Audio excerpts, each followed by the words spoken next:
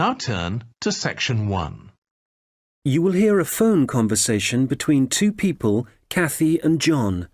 John is hoping to volunteer at a retirement home. First, you have some time to look at questions 1 to 10.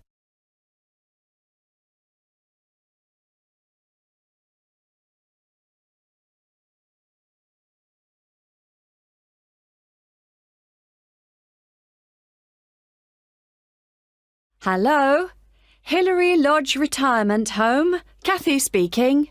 Hello, my name's John Shepherd. Could I ask if you're the manager of the home? That's right. Oh, good. Hello, Cathy.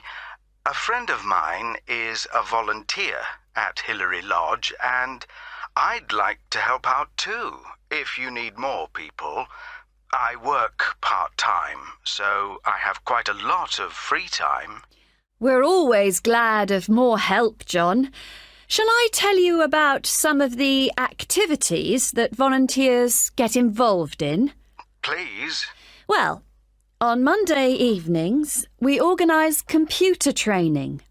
We've got 6 laptops and 5 or 6 residents come to the sessions regularly. They're all now fine at writing and sending emails, but our trainer has just moved away, and we need 2 or 3 volunteers who can help the residents create documents. Just simple things, really. I'd certainly be interested in doing that. Great! Then on Tuesday afternoons, we have an informal singing class, which most of the residents attend. We've got a keyboard and someone who plays, but if you'd like to join in the singing, you'd be very welcome. I work on Tuesdays at the moment, though that might change. I'll have to give it a miss for now, I'm afraid. OK.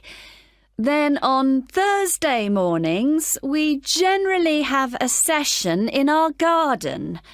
Several of our residents enjoy learning about flowers, where they grow best, how to look after them and so on.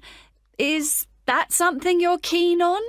I'm no expert, but I enjoy gardening, so yes, I'd like to get involved. Do you have your own tools at the home? We've got a few, but not very many. I could bring some in with me when I come. Thank you very much. One very important thing for volunteers is that we hold a monthly meeting where they all get together with the staff. It's a chance to make sure we're working well together and that everyone knows how the residents are and what's going on in the home. Uh-huh. Now, obviously, we'd need to get to know you before you become one of our volunteers. Of course. Could you come in for an informal interview later this week, maybe? I'm busy the next couple of days, but would Saturday be possible? Certainly. Just drop in any time during the day. I won't be working then, so you'll see my assistant, Mairead. Sorry, how do you spell that? It's M-A-I-R-E-A-D. Mairead. OK, got that. It's not a name I'm familiar with. Oh, it's an Irish name. She comes from Dublin. Right. And the road that Hilary Lodge is in is called Bridge Road, isn't it? That's right. Number 73. Fine. Oh, one other thing you might be interested in. We're holding a couple of open house days and still need a few volunteers if you're available. What are the dates? There's one on April the 9th and another on the 14th of May. They're both Saturdays and all-day events. I can certainly manage May the 14th. I've got another commitment on April the 9th, though. That would be a great help. We're having several guest entertainers, singers, a brass band and so on, and we're expecting a lot of visitors. So one possibility is to help look after the entertainers. Or you could spend an hour or so organising people as they arrive, and then just be part of the team, making sure everything's going smoothly. Well, shall I show people where they can park? Lovely. Thank you. One reason for holding the open house days is to get publicity for Hilary Lodge locally. So you may find you have someone from a newspaper wanting to interview you.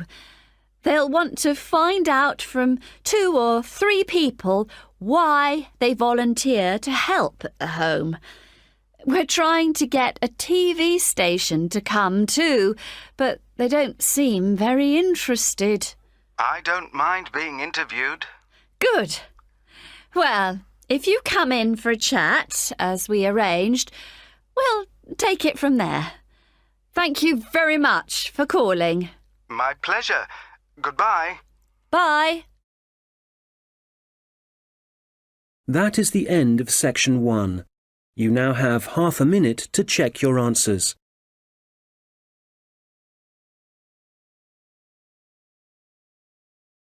Now turn to section 2.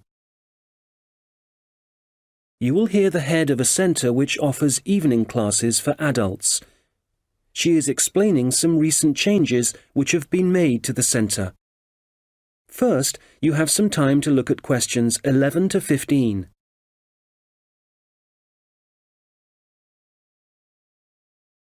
Hello. As some of you know, I'm Elaine Marriott, the head of the college's Learning Resource Centre. We've invited all of you taking evening classes and leisure activities to come and see the changes we've made to the centre in the last month. One major change we've made here on the ground floor is to the layout, as you can see from looking around you. I'm sure you'll recognise the desk. That's still in the same place, as it has to be just inside the door. But you'll see that there are now periodicals on the shelves in the corner behind the desk. We've brought them nearer the entrance because so many people like to come in just to read magazines. We now stock a far wider range of periodicals than we used to, so we've decided to separate them from newspapers. This means the newspapers are now just the other side of the stairs, near the study area. Now, another thing is that we've brought the computers downstairs. People used to complain about having to go upstairs to use them. So they're now at the far side of the building on the right, in the corner overlooking the car park. We've now got an extra photocopier. So, as well as the one upstairs, there's one down here. You can see it right opposite the entrance, by the wall on the far side. The biggest change, though, and one I'm sure many of you will welcome, is that we now have a cafe at last. We've been asking for one for years. If you turn right, as soon as you get past the desk, you'll see the door ahead of you. It became possible to have a cafe because the building has been extended and we've now got a new office and storeroom area. What else should I tell you about before we walk round? Oh yes, we've had so many requests for books on sport that we've bought a lot more, and they're all together immediately to the right of the entrance. Before you hear the rest of the conversation, you will have some time to look at the questions 16 to 20.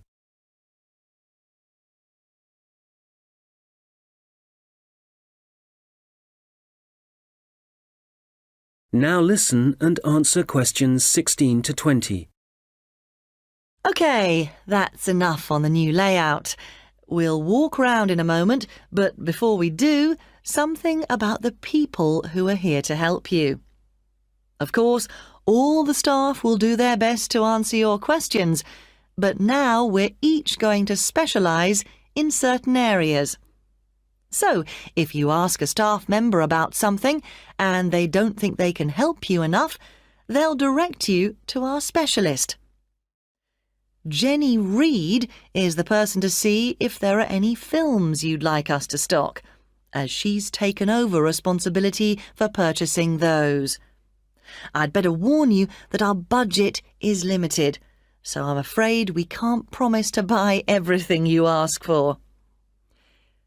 Phil Penshurst can help you to improve your writing if you need to produce reports for your course.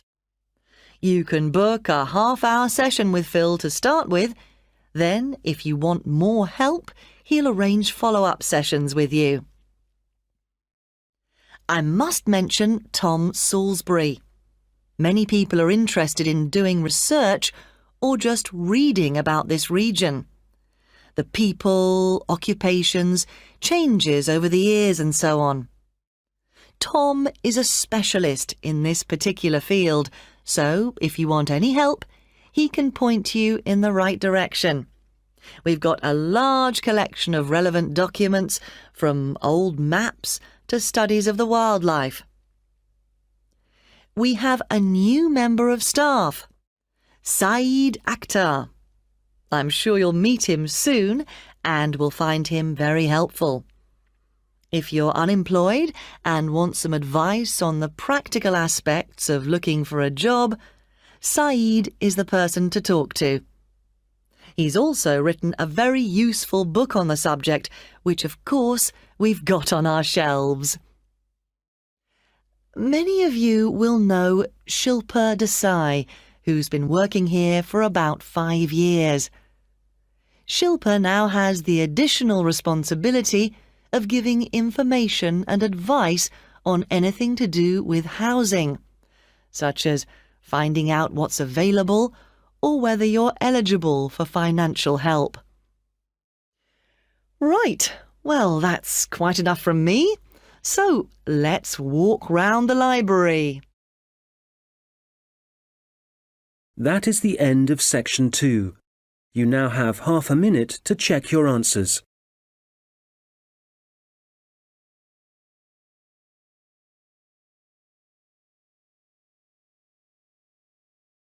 Now turn to section 3. You will hear a tutor and a student discussing a project the student is working on. First, you have some time to look at questions 21 to 27.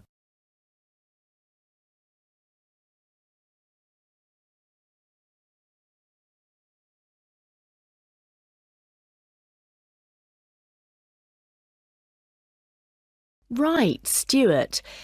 Well, I've read your draft report on your work placement at the Central Museum Association. Sounds as if you had an interesting time.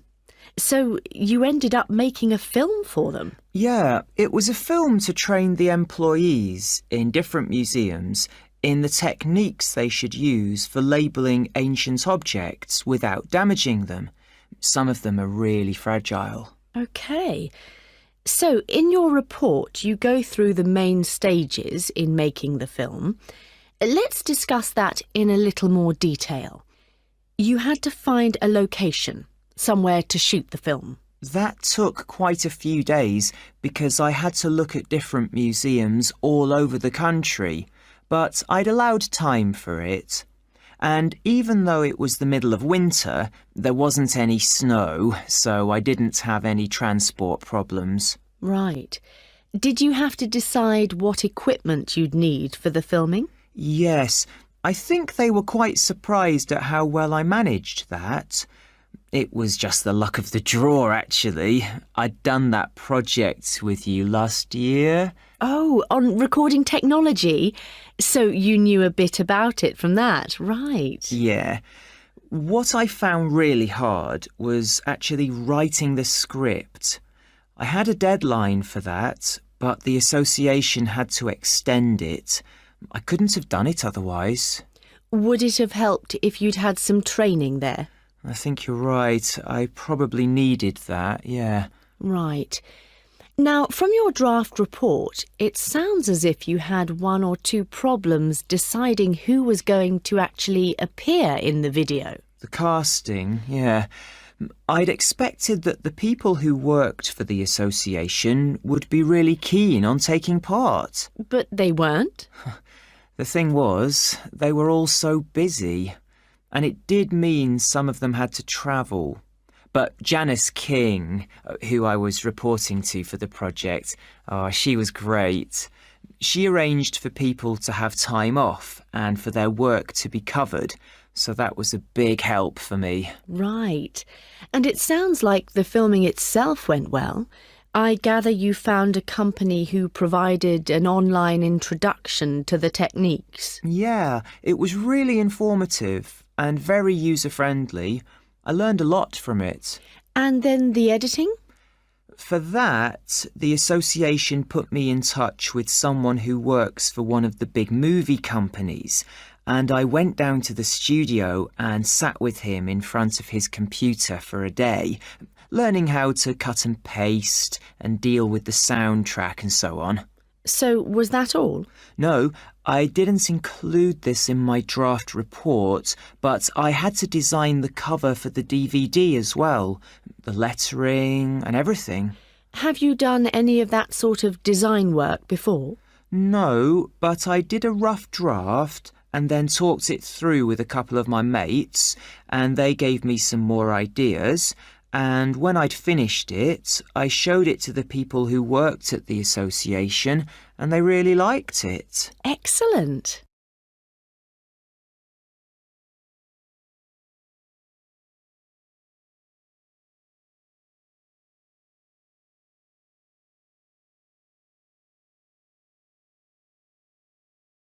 Now listen and answer questions 28 to 30.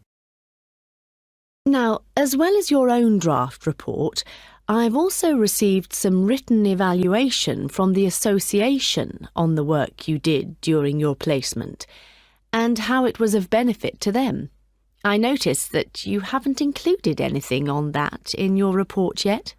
How my project benefited the association, you mean? So, do I have to include that? Yes. Well, let's think. I suppose if I hadn't made the film for them, they'd have had to get an outside company to do it. But because I was actually working for the association, I'd got much more of a feeling for what their aims are. Things like their responsibility for the conservation of the exhibits.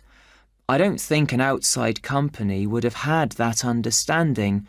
They'd have been more detached. Right. And the association also said that because of your background, you had a good idea of where to go to get the best deal for the equipment you needed. They said the saving in expense made it worthwhile, even though sourcing it took quite a bit of time. Yes, that's true. The association also said making the film had a very positive effect in getting staff to work together more closely. Oh, I hadn't heard that. That's good. And certainly people weren't afraid to tell me what they thought about it as I was making it, so I was able to get lots of feedback at every stage. That was useful for me, but it also meant the final product worked better for them. Can you think of any other benefits? Well, I don't think they'd really thought out what they'd do with the film once it was made. I made quite a few suggestions for the distribution, other people we could send it to, as well as museum staff. Yes, they mentioned that.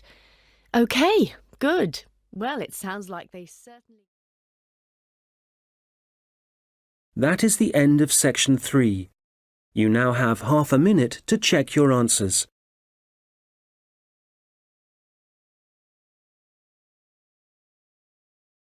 Now turn to section 4. You will hear a lecture about a species of bird called the New Caledonian Crow. First, you have some time to look at questions 31 to 40.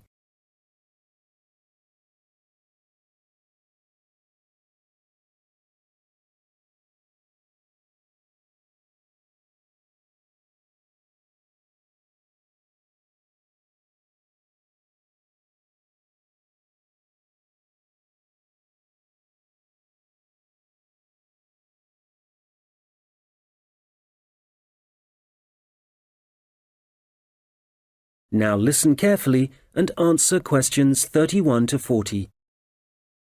I'm going to talk today about research into a particular species of bird, the New Caledonian Crow, whose natural habitat is small islands in the Pacific Ocean.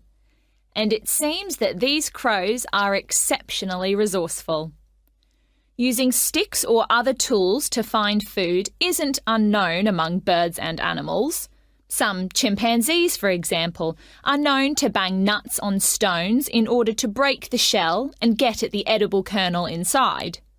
One New Caledonian crow, called Betty, bent some straight wire into a hook and used it to lift a small bucket of her favourite food from a vertical pipe.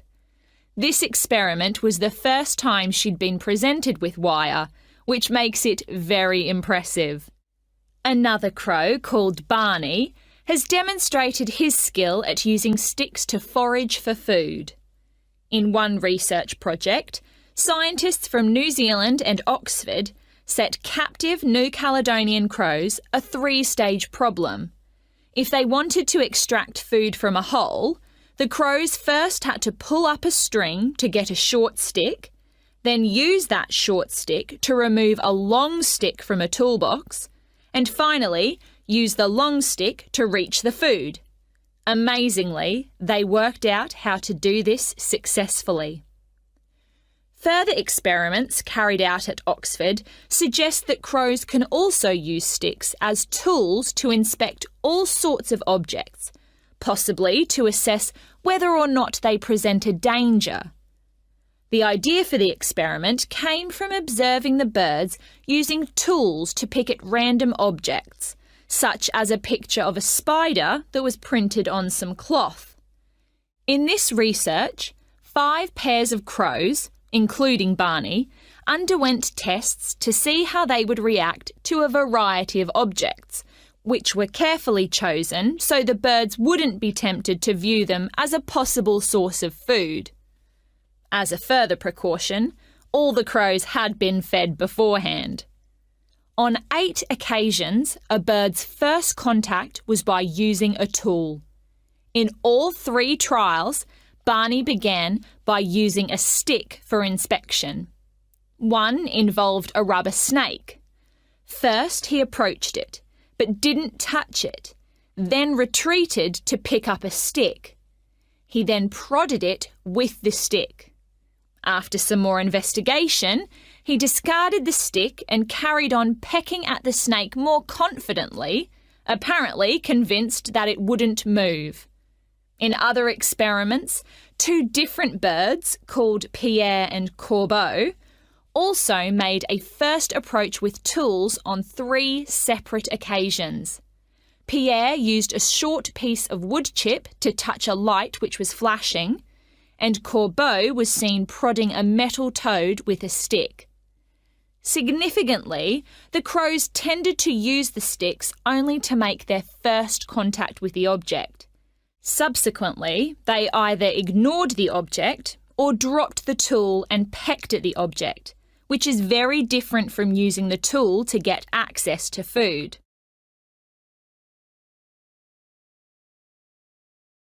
So, what conclusions can be drawn from the research? Evidence is building up from experiments such as these that the birds are able to plan their actions in advance, which is very interesting for understanding their cognition. They don't seem to be responding in a pre-programmed sort of way. It may even be possible that they're able to view a problem and work out what the answer is. However, a major difficulty is assessing whether this tool-using behaviour is a sign of intelligence. To some extent, this is related to the ecological circumstances in which the animal is found.